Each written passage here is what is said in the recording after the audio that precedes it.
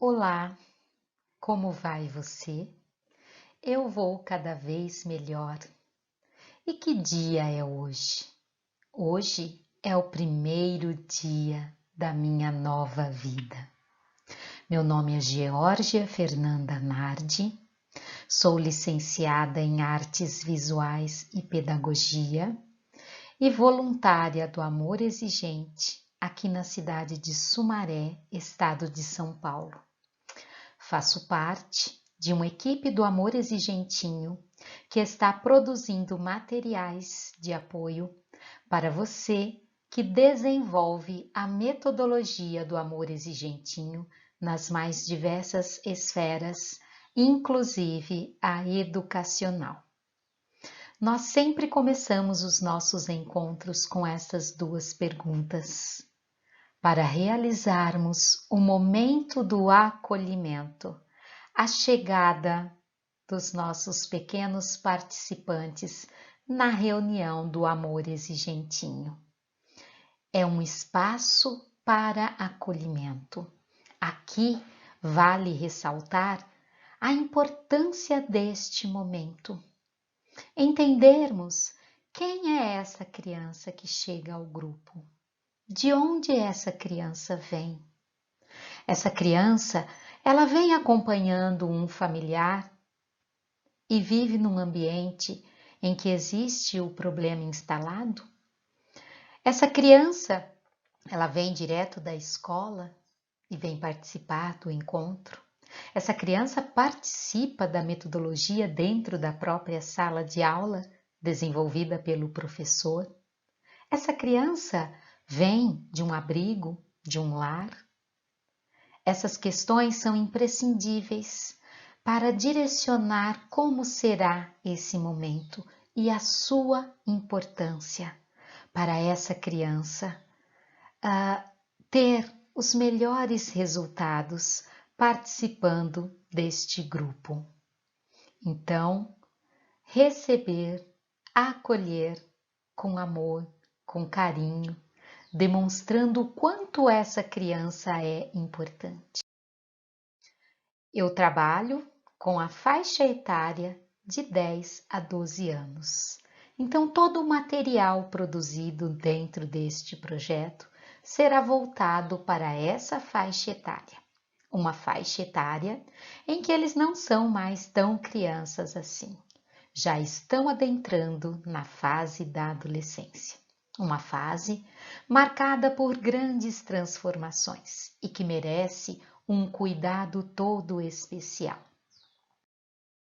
Também, ao realizarmos a exploração dos 12 princípios da metodologia do amor exigente, traremos enfoques.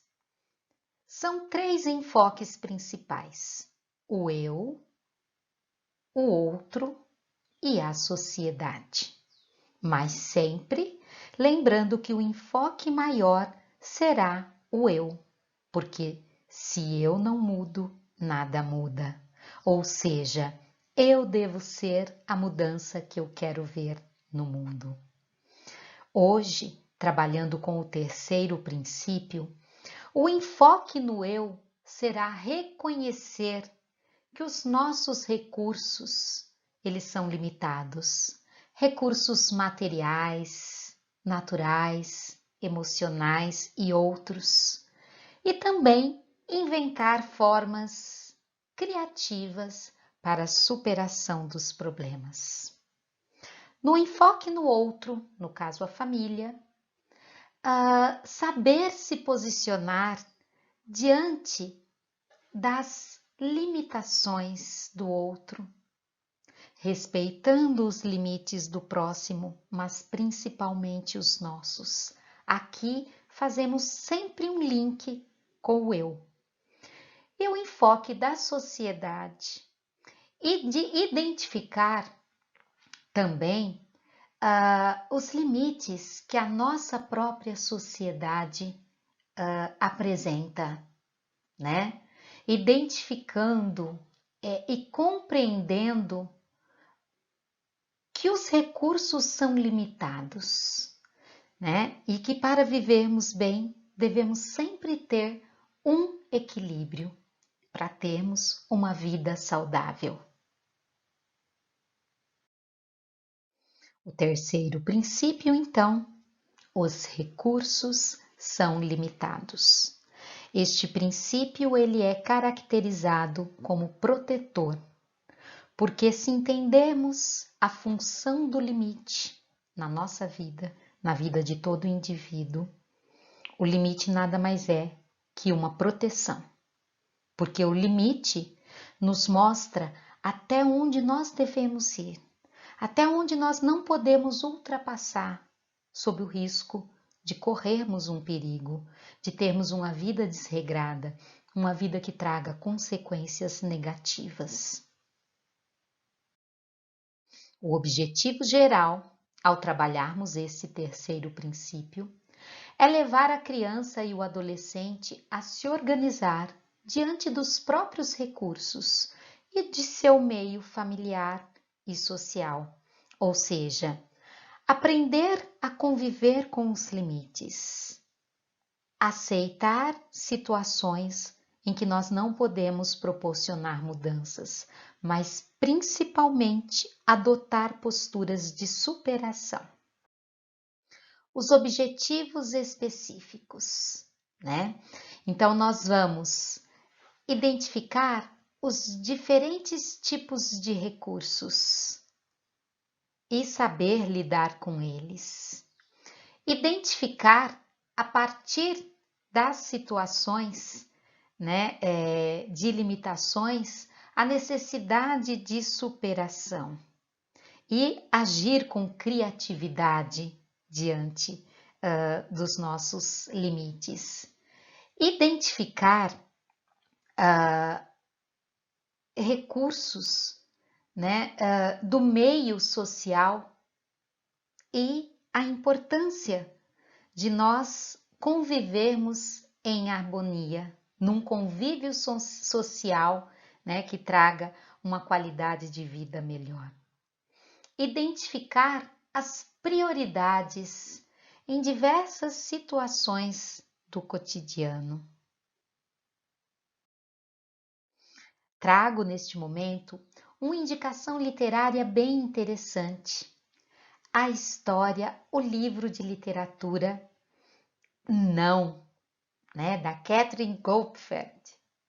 Esse livro, da editorial Gaudi, ele traz a história de Paulo. Paulo fica feliz ao encontrar uns saquinhos cheios de nãos, que são tão danadinhos e viram cambalhotas, são super divertidos. Porém, os nãos fazem apenas o que querem e eles não são fáceis, nada fáceis de controlar. A partir de então, o Paulo, o menino, passa a dizer não quando não quer. Ele passa a aprender a conviver com o não. Entendendo a importância, né, do limite, essa é uma obra literária que vale a pena investir num trabalho dentro do grupo ao abordarmos o terceiro princípio. Para iniciar a conversa, né, nós sempre lançamos mão de dinâmicas para motivar, para ser um disparador em questão daquilo que nós vamos abordar, as ideias essenciais do princípio. No caso, os recursos são limitados. Eu trago aqui a sugestão de uma atividade bem antiga, bem conhecida, que é o jogo do stop. Né? O jogo do stop é aquele em que os participantes eles recebem uma folha, onde desenvolvem uma tabela ali com colunas, e em cada coluna eles terão que colocar o maior número de palavras dentro de um determinado tempo. Então, os participantes Para essa dinâmica, eles são organizados em duplas. Você, facilitador do grupo, orientará que eles vão realizar a brincadeira do stop. Cada um receberá uma folha de papel sulfite, deverá riscar no quadro, 4 colunas intituladas Recursos Naturais, Recursos Físicos, Recursos Financeiros e Recursos Emocionais. Explique que será colocado um timer. Desses timers que a gente usa em cozinha, que ele emite um sinal ao término. Esse timer marcará o tempo enquanto eles preenchem as colunas com palavras relacionadas a cada um destes recursos. Ao final do mesmo, então esse sinal sonoro, cada um contará quantas palavras conseguiu escrever em cada coluna. Com essa dinâmica, a ideia é que os pequenos jovens percebam que há diferentes tipos de limites, os quais não devemos ultrapassar para usufruirmos de uma vida equilibrada, para evitarmos que coisas ruins aconteçam. Partindo para um outro momento do encontro, faremos a exploração das principais ideias e, para tanto, sugiro que seja realizada uma roda de conversa. Nessa roda de conversas, o facilitador ele explorará 3 pontos principais, conversando e levando as crianças, os pequenos jovens, a conversar sobre as nossas principais necessidades, as necessidades físicas, as emocionais e as espirituais. Lembrando que quando falamos de necessidades, não podemos confundir necessidade com desejo, porque necessidade é uma coisa e desejo, capricho, é outra. Quando falamos em necessidades, caímos na questão dos limites e, automaticamente, vem a ideia de superação, a importância da superação. A existência do limite traz consigo a ideia de superação, né?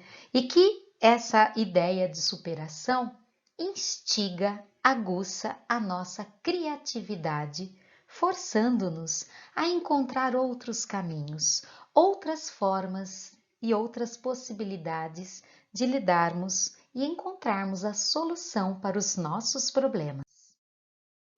Por outro lado, junto com a ideia de superação, não podemos deixar de conversar sobre as atitudes de conformismo, porque, ao contrário da superação, que é uma alavanca para o progresso, o conformismo deixa a pessoa numa situação estagnada. É um grande perigo, porque imobiliza o ser humano diante do limite pessoal e não direciona a força, para uma possível atitude de superação.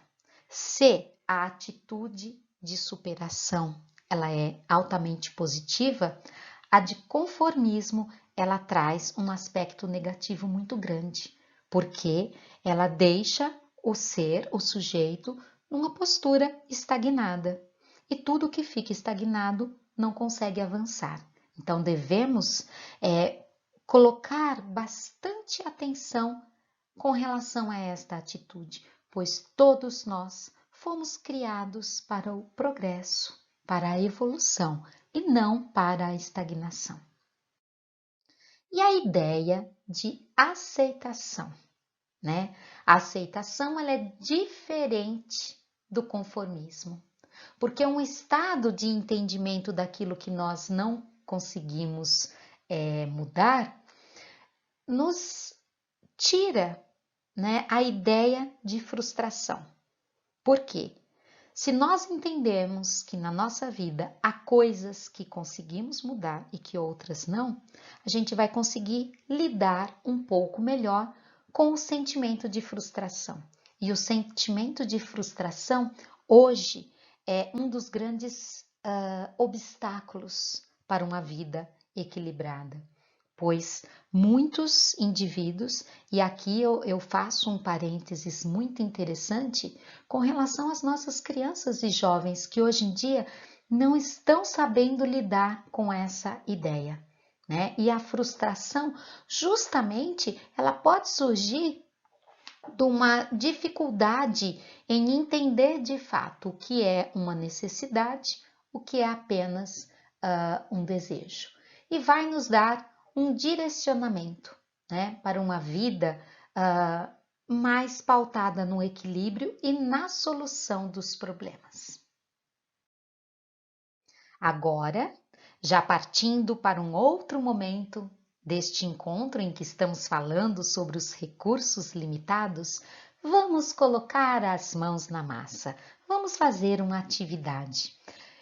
Sempre reforçando que a exploração do princípio ela deve ser breve e o facilitador deve se utilizar de momentos em que se faça uma dinâmica, uma roda de conversa, uma exploração, né, acerca das ideias principais, mas isso não pode demorar muito. Por quê? Porque essas crianças não têm uma capacidade de concentração tão grande assim para ficarem apenas conversando.